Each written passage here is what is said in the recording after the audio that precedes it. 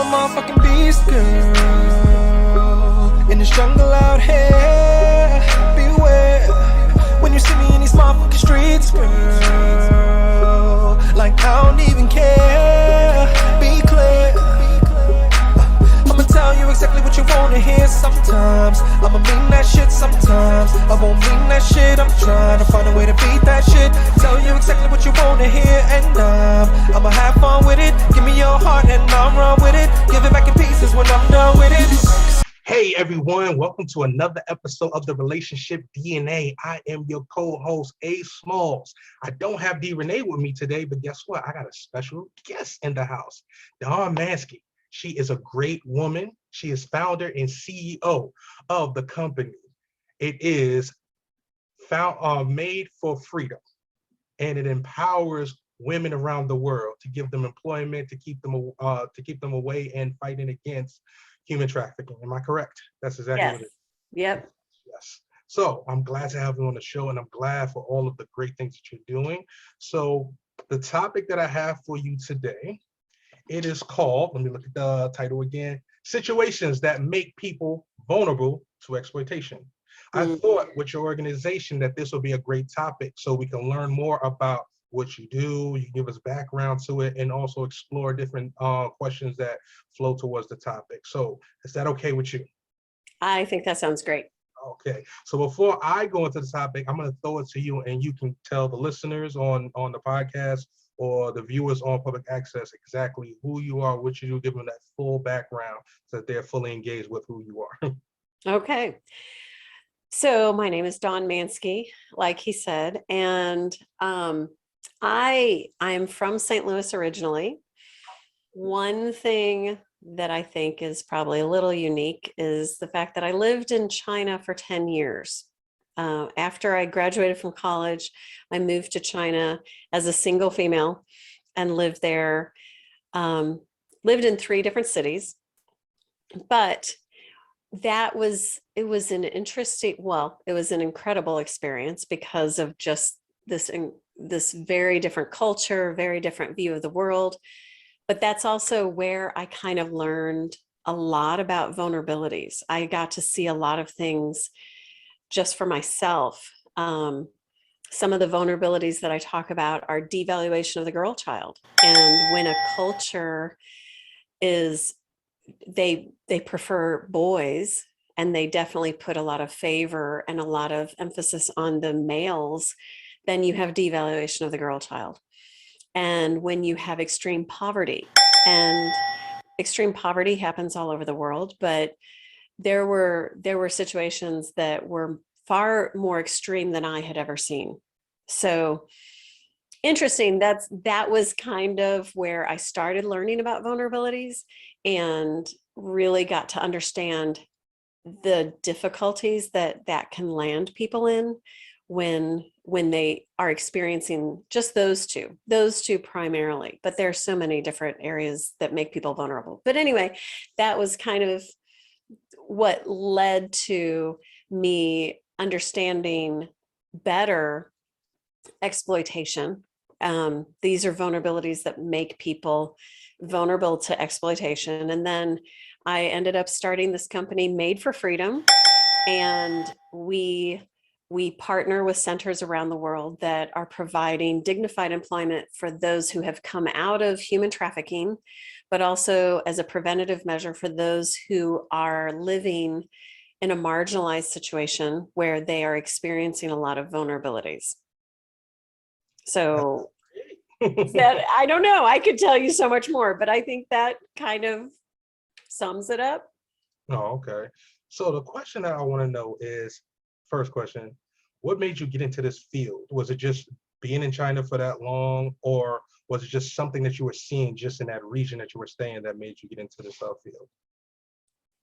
You know, it wasn't any of that. It's kind of a crazy story. I have to tell you, it's a little bit funny, but after living in China, I got a good understanding of vulnerabilities. Like I saw with my own eyes, I knew kids that had been brought from small cities, small towns because of extreme poverty. I saw I saw little girls in orphanages because of devaluation of the girl child. So I encountered and I had relationships with people who were living with these vulnerabilities. And then fast forward several years, and I saw a video that kind of just broke my heart. It was I was in grad school. I was back in the United States, and I was at grad school, and there was a video put out by IJM, International Justice Mission. And it was a undercover reporter that went into Cambodia, just kind of went into kind of a community in Cambodia, asking for the youngest girls he could find. And it ripped me up. I mean, it broke my heart. It turned my stomach. And I just thought, okay, this thing called trafficking, I had seen it with children that were very poor in China, and people would, procurers or perpetrators, we called them bosses, would go to these small towns and they would get to know the community, and they would identify the families that were struggling the most, the families who were most vulnerable. And the boss would say something along the lines of, if your son or daughter comes with me to the big city, there are great jobs, they'll make a lot of money. And when you're in extreme poverty, that is huge. That is a promise of changing your life, right? It was a lie. They would take them to the big city and they would use them as slave labor. But this thing, and I kind of knew what that was, and it wasn't called trafficking when I started to understand, exactly how the whole thing worked. But then a few years later, when I saw this video from Cambodia, and this was very specifically looking for sexual acts, and when they ushered this guy down a back alley and they brought in several girls that looked like they ranged from maybe the ages of 7 to 13, I was like, it was kind of like my eyes were open, like, this is not just those kids that I knew on the street corner in Beijing. This is happening around the world. And there are children that are being exploited. There are children being used for slave labor, for sex.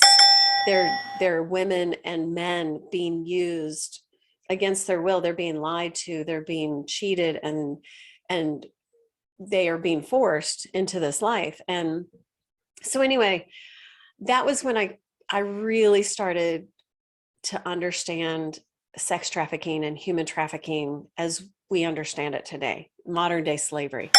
But that still doesn't lead to a company, right? It's like, so I'll fast forward again a little bit, and ended up at a dinner with this incredibly nice, sweet, and handsome young man that I had met. He says we met 10 years prior and 8 years prior. I don't remember it at all. I'm just saying. But I show up at this dinner. He says, "Hey, Dawn, you must be back, for a visit, something." And he's a nice guy. Let's just say I married him.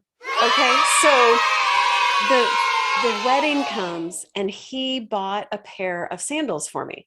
We went to visit some friends, and they took us to this great little shop, and I saw these sandals that I loved. And I thought, the story on these sandals was the story of young ladies in a very difficult situation, because in their culture and in their country, their area, I don't know their whole country, but where they grew up, after middle school, all the children were let out of school for 2 years so that they could get a job, make money, and then they would be able to continue their education. So high school, basically. Well, most of the jobs went to the boys. So the girls didn't get a job, which meant they weren't going to have the money for their education, which meant their opportunity for careers was cut dramatically. So the story, and it was a business, and the young ladies making these sandals were provided with training and education and the money that they needed to continue on with their education and careers. And it was this business really changing lives. And I look at that moment, reading the story about these sandals, and go, that's when I really started to understand social enterprise. So I've got this issue over here of human trafficking that just is weighing on me. And then I've got this concept of social enterprise. Okay, that still doesn't make a business. Another wedding gift. So my husband got me the sandals as a wedding gift, but another wedding gift that I got was from a friend of mine who was teaching English in Thailand. And when I found out that she was able to come to the wedding, I asked her if she would bring me some of these pants that I had gotten while I was visiting Thailand on vacation from China. I love them. They were super comfortable. They're called fisherman pants, and I could not find them anywhere in the United States. So I was like, could you please bring me some of these pants? I love these pants and I can't find them. So that was another wedding gift. So you take this atrocity, you take this concept of business and global impact as a social enterprise, and these crazy pants, and it still doesn't really make a business. What happened next was we went on our honeymoon. So what do you think I was wearing when we left for our honeymoon? Oh, Those pants? oh, you better believe it. Of course, I'm wearing my new, I was so excited. I'm wearing the sandals and the pants. So I get on we're going through the airport, and a TSA agent comments on my pants, and she goes, I really like your pants. Where did you get them? Now, when was the last time a TSA agent commented on your pants? Never. Right. Well, okay, you're a guy. It's kind of a different thing too. But then I get on the plane, and the flight attendant says, oh, those are really cool. Where can I get some pants like that?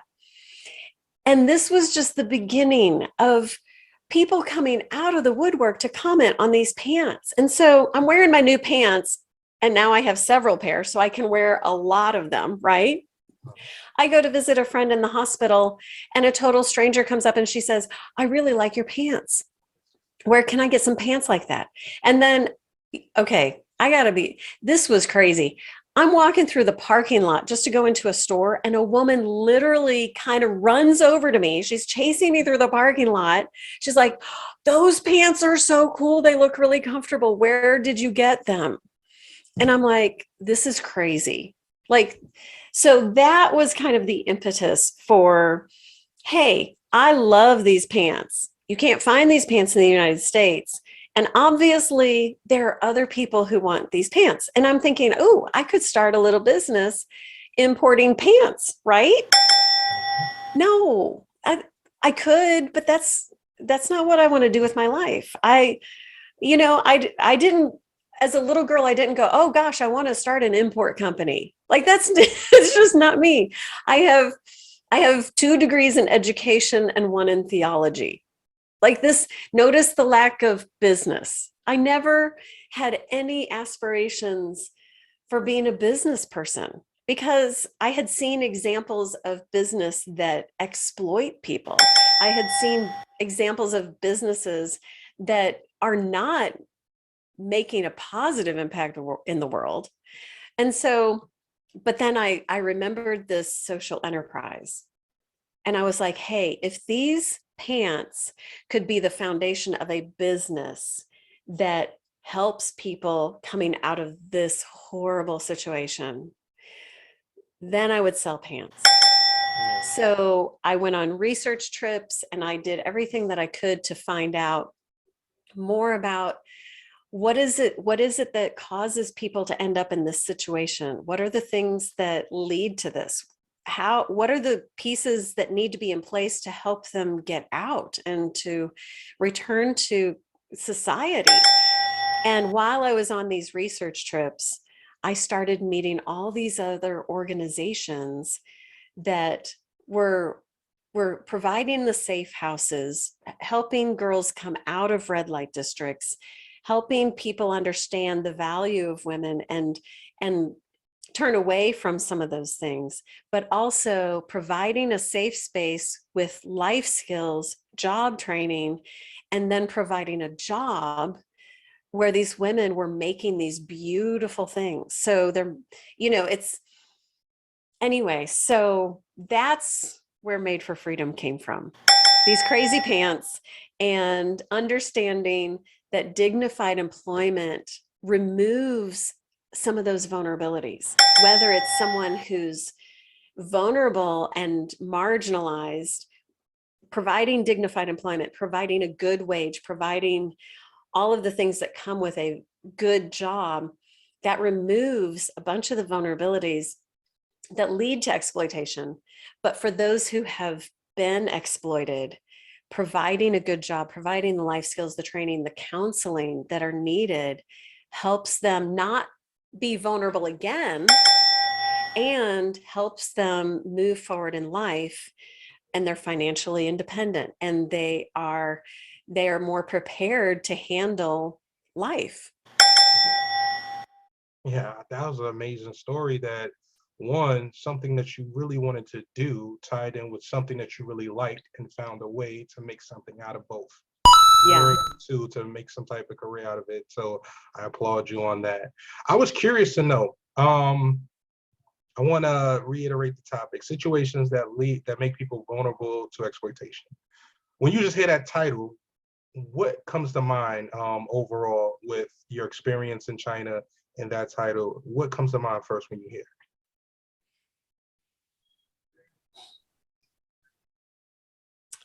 The relationship part of it,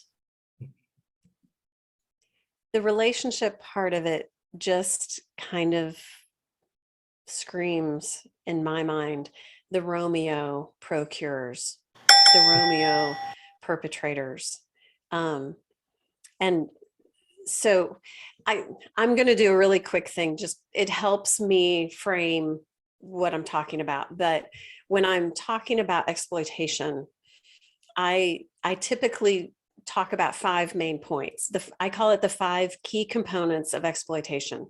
But the first one is vulnerabilities. And so that's what we're talking about. But that's a situation, and there's so many things that can lead to a situation where a person is vulnerable.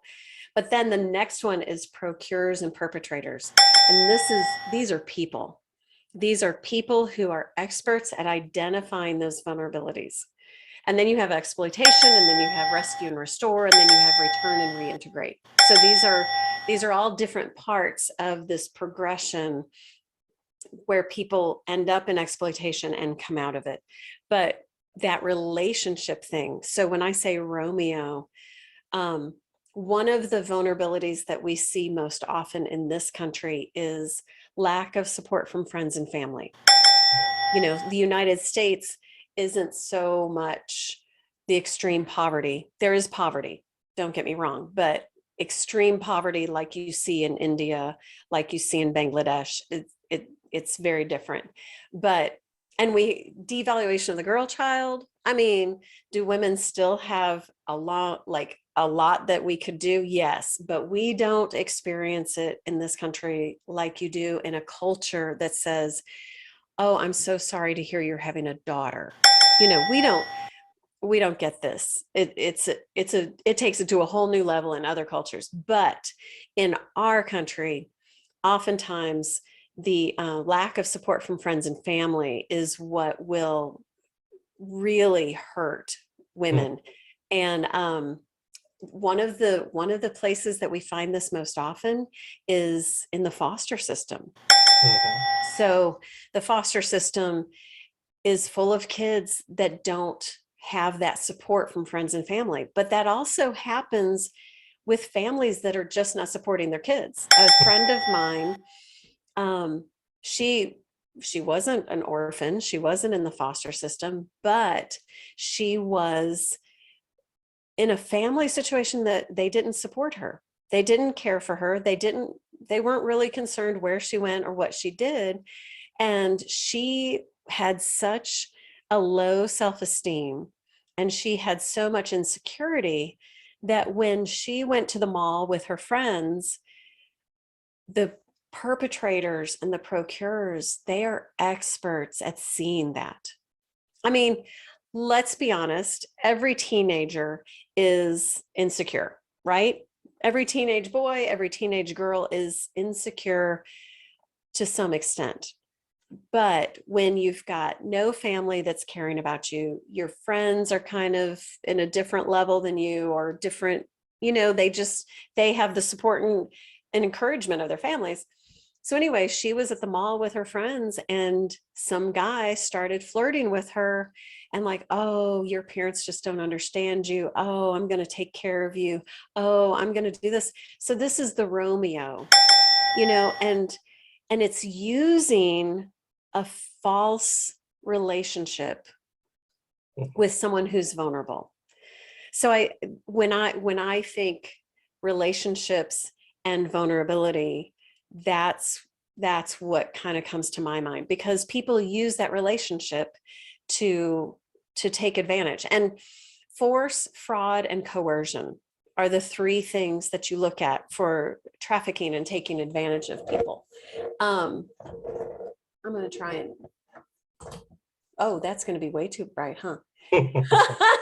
I'm like, hang on, what? Yeah. So, sorry, my son is just like going crazy here. So I feel like I'm getting really dark. If you're good. Okay. So it's that so often the procurers and the perpetrators, that's what they're doing, is they're using relationship to take advantage, or to do those three things that I mentioned: force, fraud, or coercion. So so Romeo is the one, but then also think about, again, I'm going back to teenagers. We're all a little rebellious. We're all a little, we know everything, and we get tired of our parents telling us what to do. So runaways, it happens. Kids get frustrated. They're like, I don't have to deal with you. And they run away. Well, what happens? Let's say they get on a train. Let's say they get on a bus and they go to a new city. Well, do they know their surroundings? Probably not. So that's a vulnerability. Like, just that adds to your insecurity, right? When you know where you are, you know what you're doing, you've got something to do, that your insecurity, your love, your self-esteem is higher. But when you go someplace and you're like, I don't know where I am, I'm not sure where I'm going, those perpetrators, those procurers hang out at bus stations. They hang out at train stations looking for people who are vulnerable. So you see a teenager getting off of a bus, looking around and confused and looking like they're a little bit lost. And this is men and women will come along and they'll be like, oh, you look like you need some help. I can help you find a place. Do you need, and they come alongside and they use relationship. But it's force, it's fraud, or it's coercion, and it's a lie. So what they do is they promise to meet a need that is being felt. Whether that need is a true need or whether it's a felt need. It might be a young lady that has an incredibly supportive family, has an incredibly encouraging support system, but she feels like no one understands her, right? So it's a felt need. Like, really, she has great support, but she doesn't feel like it. We all go through these confusing times, especially as teenagers. And for someone to come along and say, oh, like I said before, oh, your parents don't understand you. That, as soon as they can identify that weak spot, what is the vulnerability? Is it, oh, your family's really struggling with money, I can provide an answer to that. Or, oh, people don't understand you, your parents don't understand you, I can fill that need. Oh, you need a job, oh, I can help you get a good job and fill that need. So it's so contorted, because relationships should be such a good thing, right? We are all made to be in relationship. We're all made to be with people. And they take relationship and they warp it and they manipulate it to take advantage of people. It's interesting because everything you're saying points to almost preying on the innocent and also being experts at looking at something that lack in a person and being able to read it, almost like playing a game of poker. You can read somebody's hand and know what they have, so that way you know how to play against it. Those are some of the key things that I think stood out in everything that you were saying. That's interesting. I want to ask a question. Do you feel that the governments do enough to prevent human trafficking? Because I know you're saying it in China, but sometimes I hear about it a lot here in America. Like there's certain like underground human trafficking, bodies going missing, organs going missing. Like that's still big in the South and stuff like that. Do you think the government is doing enough?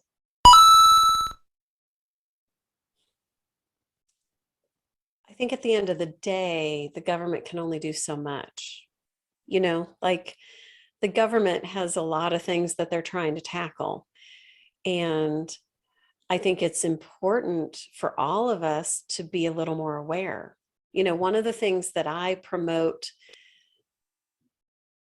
all the time is just learning more, having a better understanding, because this is such an underground type thing. I mean, I think the government, to answer your question, I think the government has done some really great things, to try and stop this. There was a website that was being used to sell girls that had been trafficked, and that website has been shut down. It took a long time, but they finally shut it down. But at the end of the day, if you are in a shopping center and you see a young lady like my friend, but it's down the road a little bit and she's actually being trafficked, she's actually being exploited, are you aware? Do you know the red flags? Do you know the risk factors to look for? So for example, I think it was a few years ago, but I think it was a flight attendant on Delta. She saw a situation and it just looked strange. I mean, here's a woman, she's just doing her job, right? She's a flight attendant. She's supposed to be taking care of the customers, whatever, but she sees these two passengers and it's like an older man and a younger girl. And it just, every time she asked a question, the guy was answering, not the girl. And so anyway, when she saw the young lady going back to go to the bathroom, she put a note in the bathroom and said, "Do you need help?" And the girl responded on the piece of paper and said, "Yes," and then went back to her seat. And when they landed, the flight attendant had called ahead. They had the authorities waiting for this guy who was trafficking this young lady. Wow. It's subtle things like that. The government can only do so much. They can set a new law, but if nobody's paying attention, if we're not engaging with people. So recently there was an Uber driver or a Lyft driver, I don't remember, but he saw a situation of what was going on in the back of his car. And he was like, hang on a second, something's off here. And I think maybe while he was driving or right afterwards, he contacted the authorities and he said, "I think there's a situation where this young lady's being trafficked." And it was actually that, and they caught the guy. But if the flight attendant wasn't, she's like, I just need to get the drinks out, and I did my job. And the Uber driver was like, I just got to drive them to their place. I did my job. If they weren't paying attention, if they weren't taking that extra step to intervene where they saw what looked questionable, these people wouldn't have been caught. I understand, totally understand. Sometimes I feel like because it's not affecting people personally or they're not familiar, it might go over their heads, but definitely letting that inkling that something doesn't feel right here, that energy. I'm big on human energy. When you get around people and things just don't feel right, something about this person is off, something about their delivery, their tone just doesn't match. And I'm glad that they were able to step in, because we all need to pay more attention to our surroundings as well.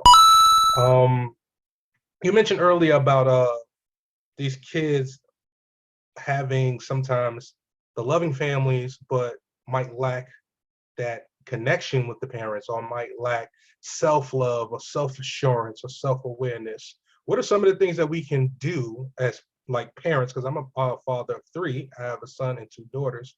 What can we do to give those assurance that they're loved, that they're smart, that they're beautiful, that they're self-confident? What are some of the things that listeners can do? You tell them stuff like that. Exactly what you just listed off, you know?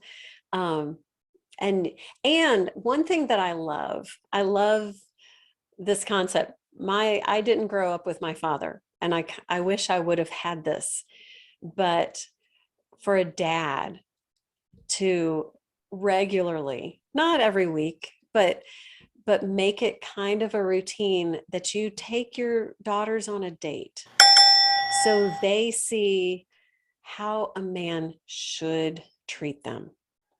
They see what a gentleman is. They see an example, and the way you treat your wife. You know, when they see the way a man should treat a woman, they get a better understanding of what they should expect.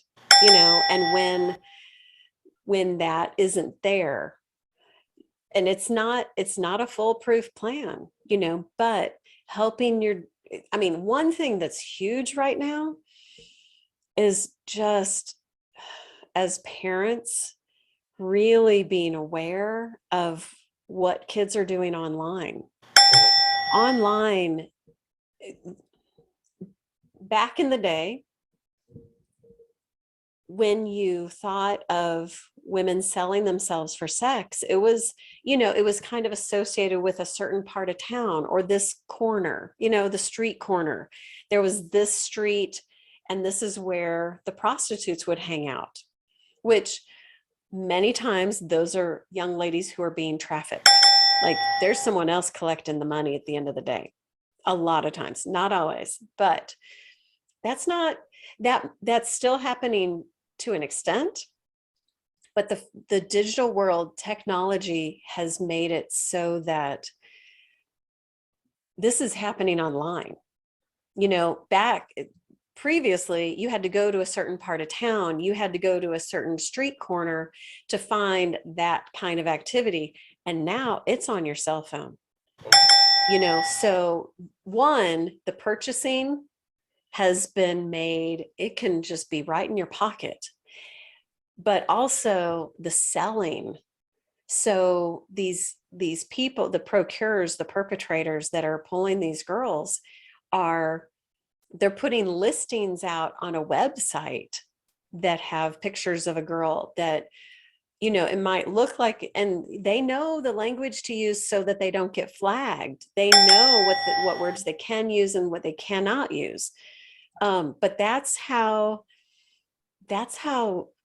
many moms with missing daughters have found their daughters, is they're going and looking online and looking at these ads and finding their daughter. And it's not a girl that is just out there posting ridiculous pictures. And sometimes that happens, but it's a trafficker forcing these pictures and putting them out online and reaping the money, like reaping the benefit of selling this young lady.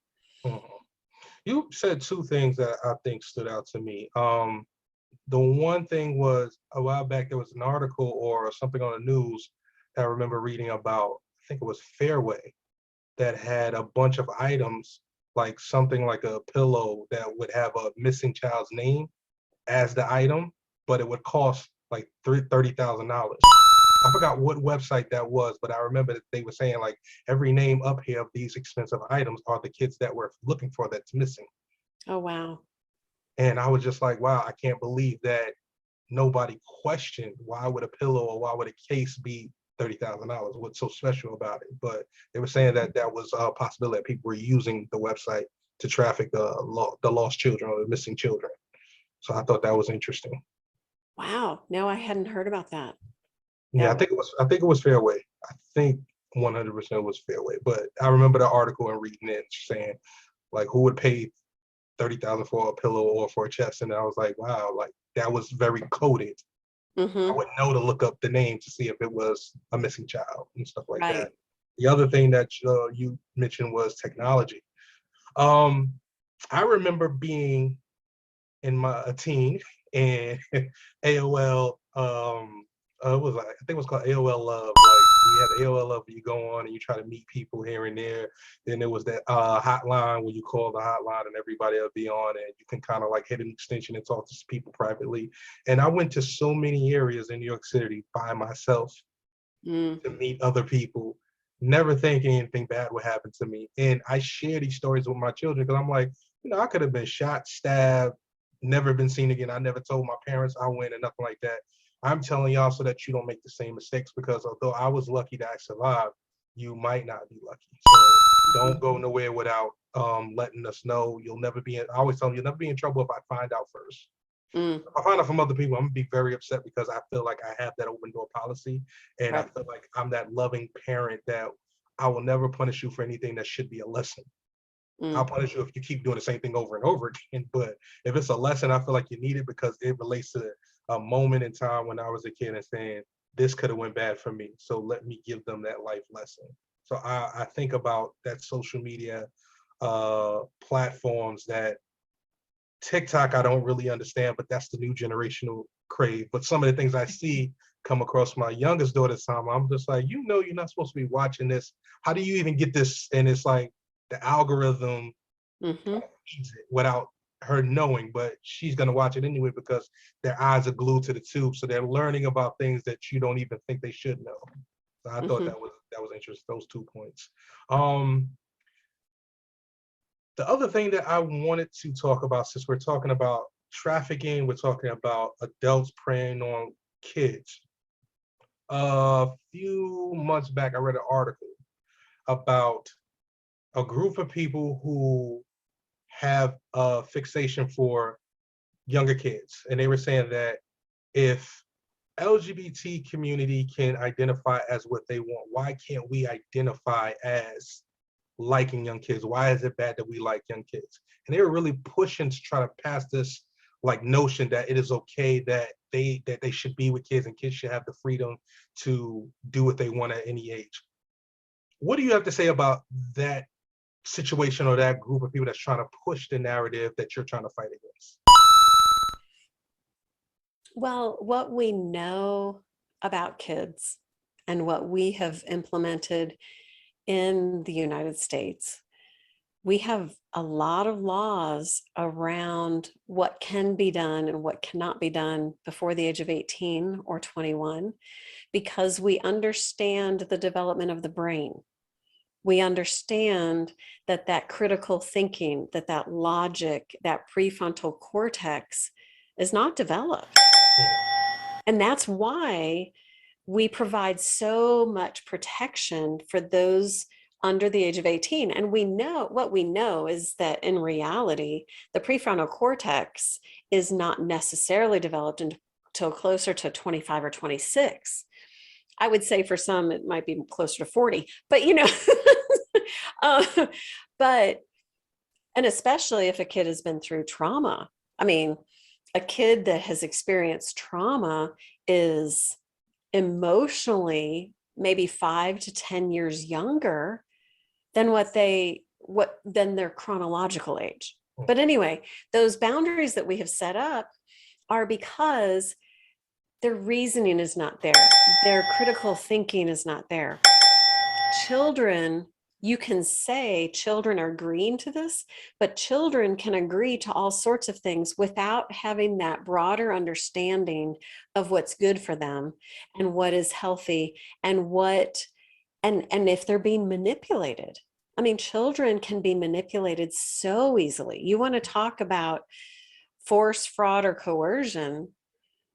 Children can be taken advantage of and exploited so easily because their brain is not fully developed. They don't have that experience. So there should never be anything that allows something that that children can be taken advantage of while they're still children. And I mean, people get taken advantage of all the time. People get manipulated, used, but when children, that is, their brain has not developed enough to even really be able to look at that well. And one thing that kind of relates to that with the human trafficking. So when I started Made for Freedom, human trafficking was the primary forms of trafficking that we saw were labor trafficking, there's sex trafficking, smaller percentage of that, there's organ trafficking. You referred to that, like people being taken and their organs are just, you know, taken from them. And that was, so what the numbers, no one knows exactly what the numbers are, right? Like this is such an underground crime. It's the fastest growing illegal industry in the world, but it's so hidden. It's so under the radar that no one really knows exactly how many, but the estimates, the reliable estimates that we were given were about anywhere between 27 and 32 million people are currently in modern day slavery. They are human trafficking victims. Then maybe 3 or 4 years ago, they looked at the situation and what's going on in our world, and the ILC basically said, no, there's another group that we have missed, that we have forgotten, and they need to be included in this umbrella of human trafficking, and that is child brides. And so that officially is now part of this larger umbrella that we would call human trafficking or trafficking in persons. But when somebody is purchasing a young lady as their bride, or, you know, they're not going to say purchasing, they're going to say, oh, I'm offering this amount of money, or I'm, you know, this is a gift, or whatever they want to call it, that has been added to trafficking in persons. And so the number has now jumped to about 40 million because of situations around the world where cultures are short on women. So they're just ordering brides. And often those brides are minors. Those are younger ladies. So it's a very similar thing, that those brides, those young brides, are now actually seen officially as victims of human trafficking. Wow, it's shocking because everywhere in America, you gotta sign a piece of paper. So if you're getting married, shouldn't there see some type of documentation, some paper trail that would expose who was a part of it? Right. Like, that should be an easy trace, but I know every country has different jurisdictions on how they track things. So, wow, that is interesting. I want to tell you a story, a short story. Okay. So my mom, when she was younger, I guess I was just born, she was like maybe, I think 19, 20. She was getting into modeling. So she continued her modeling pursuit after she had me. She was able to drop the weight fast, still look camera ready and everything. She got offered when I was a baby to go to another country to model. And she went to my grandmother and said, you know, they offered me this amount of money. She said, you're not leaving. You just had a baby too. I would never let you go to another country to model for somebody, and I don't know where you're going to be. And my grandmother kept her hair. But ironically, a few months later, a news story went on that women were being trafficked by fake agencies, modeling agencies and stuff like that. And I was just like, imagine if that would have been your fate. Like, then I would have never seen you, and like life would have been completely different. I'm just shocked that there's so many avenues for people to try to get over on the vulnerable, on the weak. And the next thing that comes to mind when you talk about the kids and child brides, the DSM has been around for a while, the medical book that gives you all the medical mental diagnostics and stuff like that. Do you think there should be some type of diagnostic for this situation, that people should see some type of counseling or mental training to not want to be with younger children, or do you think that there should be some type of, I guess, counseling available from younger ages to help people not fall vulnerable to it? Because I always feel that mental health is missing around the world, and I think it should be implemented since elementary. We should all be able to see school psychologists to work out what's going on so that we can have clearer thoughts and not make the same mistakes, because a lot of us grow up with so many, I would say, disappointments, frustration, not being able to talk it out, not being able to express it, not able to make sense of it, but can't connect to a parent, can't connect to a friend. And you just bottle it in and make all of these unrational decisions based off of a feeling of feeling lack, or a feeling of I need to feel attached to something, so I'm going to do it anyway so I can feel something. And I just feel like mental health is something that we need to definitely promote going forward from the ages of elementary all the way up. So what are your thoughts on everything I just said? I'm sorry, I said a lot. No, that's fine. That's fine. No, I think that's a really good point, and just looking, I think there's such a lack of understanding of healthy relationships, and for people to really be educated better on healthy relationships, and that's parents with kids, that's spouses with each other, that's kids understanding healthy relationships with their peers, but also understanding healthy relationships with a potential romantic partner. And I think if, like you're saying, if there's a better understanding of that from a young age, then maybe we don't have people that are looking to be in a relationship with a child. I don't know. I don't know what drives that, and I don't know the best way to address it. But when a child is being pursued in that way, I just find it hard to believe that there's any way to say this child can rationally and reasonably make this decision. I have a question on the encompassing the mental aspect and the sexual aspect of a child. When I was younger, I was exposed to sex at a young age, and it made me very hypersexual. And I didn't understand why I was hypersexual. I didn't understand why I needed to either think or feel or do, but it all came out later on when I actually was in my mid-20s and I was curious about mental health and why I felt these ways. Why did I feel unworthy of love, unloving of myself? And a lot of things I did was kind of self-sabotaging. I would do things that I knew would put me in a situation to feel horrible about myself and say, nothing's ever going to go right because it keeps happening, not realizing it keeps happening because you keep putting yourself in these situations. Why do you have to put yourself in a situation?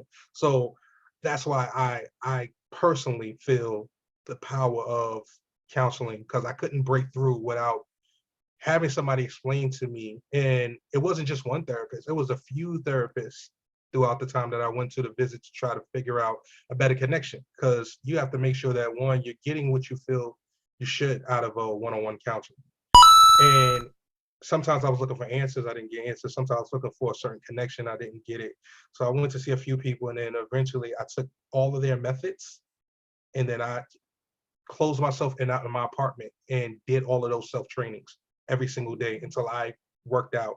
Why do you feel this way? And I wrote all the way down like the tree branch of, okay, from this, to that. And after I did it a few times and I understood where all of this stuff came from, I said, oh, it finally, like, for whatever reason, clicked in my head. And I've since then never felt that bad about myself. I never once tried to do anything to put myself in another self-sabotaging situation just so I can feel like I'll never be worthy again. So I'm just saying all that to say mental health. Mental health is a thing that I feel is very useful. And for the children that are exposed to sex at an early age, would that ultimately also play into them possibly ending up in sex trafficking against their will, sort of, but still feeling like they're not worthy because of something deep rooted from back then. And they're kind of like still attached to it. They have to feel something and they don't know how to do it. I was just curious to know your thoughts on that whole synopsis. Absolutely. It's, I'm trying to recall the statistic and I'm not going to come up with the number, but there is a significant number of people in sex work Mhm. that were sexually abused as a child. So a woman may grow up and say, it's my choice. I'm making the decision to sell my body for sex. You know, I'm not being sold by a pimp. I'm not being trafficked. This is my choice.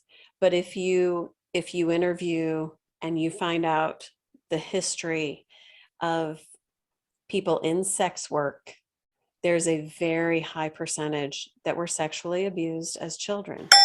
So that was triggered long before it should have been.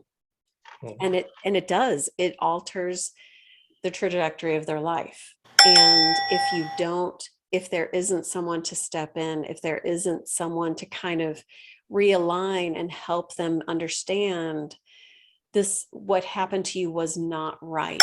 What happened to you was wrong. And here are some things that you can do to deal with that. Without that, yeah, they're going to be hypersexualized. Sex is not going to be an intimate thing. It's just going to be an act because they've learned to turn off that part of their emotion that should be engaging with the other person. And that's another thing with just mental health and how that, so much of this comes back to our brain. We were talking about children and the brain development. Our brain helps us escape things when we don't want to be there. I mean, dissociative order. I have a friend who was sexually abused as a child, and now she has dissociative order, which is known as multiple personalities, because when it was happening, her brain shut down and was like, I can't handle this. I'm going to create another person. So her brain, to provide safety and provide protection for her, created multiple people to deal with the trauma that she was dealing with. Our brains are so intricate and so fascinating and so far beyond what we understand. But the little bit that we do understand, trauma is going to carry on for a long time. And if you don't deal with it, it just keeps raising its ugly head. And sexual abuse at a young age is going to do the same thing. And even as an older person, women and men that get sucked into labor trafficking or sex trafficking, the sex trafficking is the area I'm more familiar with because I've done more study and more research there. But when a woman is taken and she is captured, there's a phase that they call seasoning. And that is when they take that woman or that young lady or that young man and they beat them, they burn them, they starve them, they abuse them until, and they just repeatedly rape and they torture them until it's kind of like they beat the hope out of them.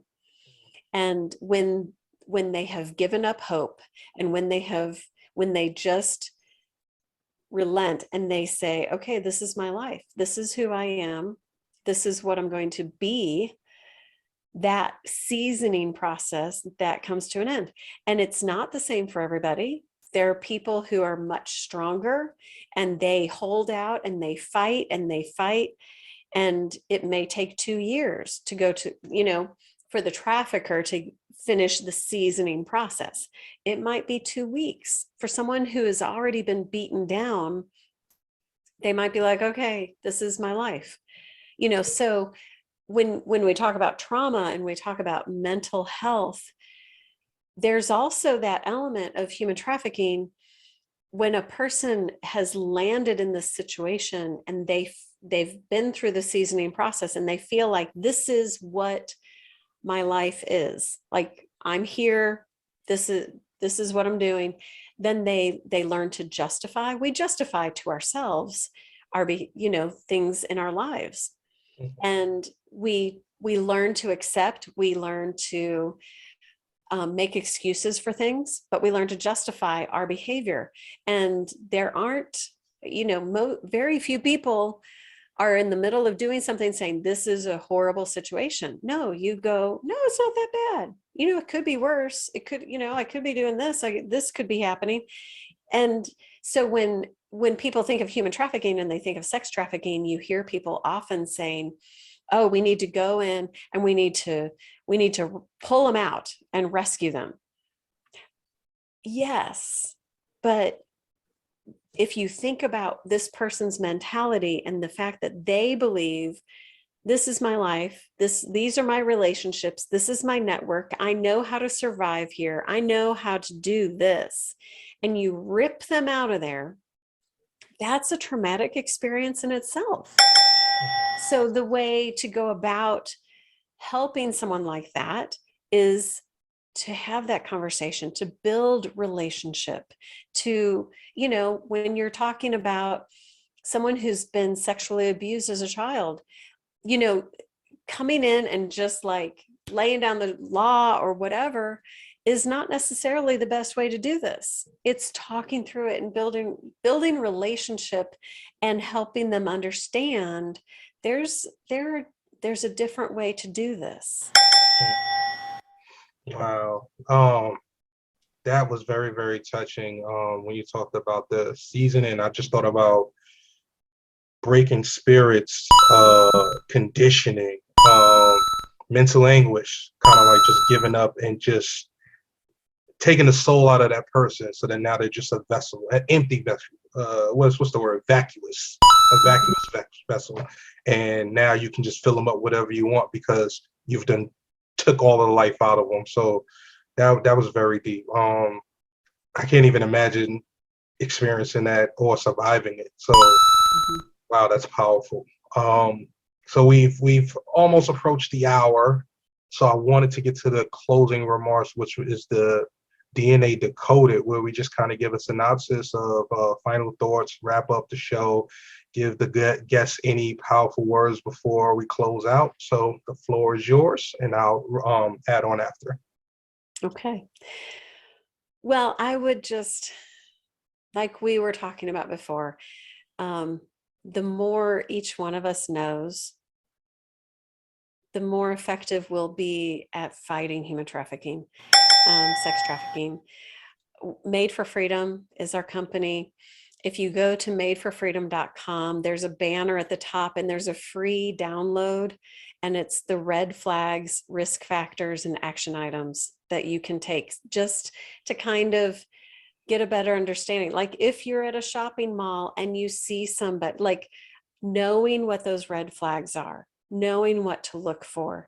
The flight attendant knew how to identify some things that were strange. The Uber driver had an understanding of red flags, and he was alerted and he was able to help, catch a trafficker. So I would encourage everyone, whether you go to madeforfreedom.com and download our thing, or whether you go somewhere else like human trafficking red flags, but just learn more about this so that you're more aware, so that if you see a situation that is questionable, or you see someone who might be a victim, might be trafficked, might be in the midst of exploitation, don't be afraid to say something. Don't be afraid to report something. Don't be afraid to watch a little more carefully so that you can step in and provide assistance where it could potentially be very needed.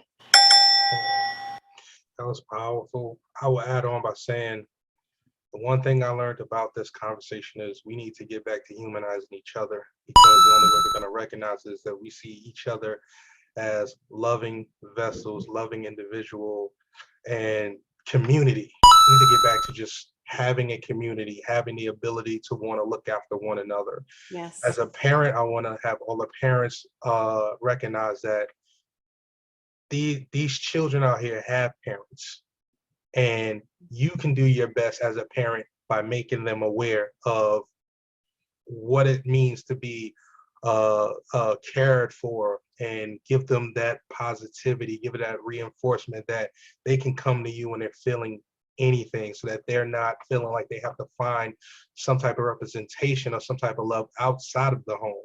So the number one thing I tell my kids is, once you leave here, nobody cares about you. I know you want to believe the community does, like you're gonna say hi and everything like that, but you have to have it in your mind that nobody's gonna make sure you get home safe. So it's your job to be aware to get back to us safe. Because if I'm out there with you, I'm gonna do whatever I can to help you survive. But when you're out of my midst, I need you to be just as gun ho to get home yourself. And mental health, please get your children that counseling that they need. I know finding a physician, a psychologist or a mental health expert counselor is hard, but take that time, the same time that you take to scroll through social media or watch the next uh, Hulu or Netflix.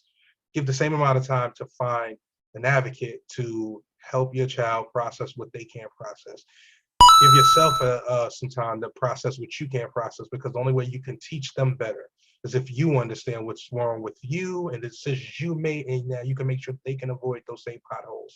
A lot of time we go through life not understanding how to express the thoughts that's in our head. So take the time to push for mental health.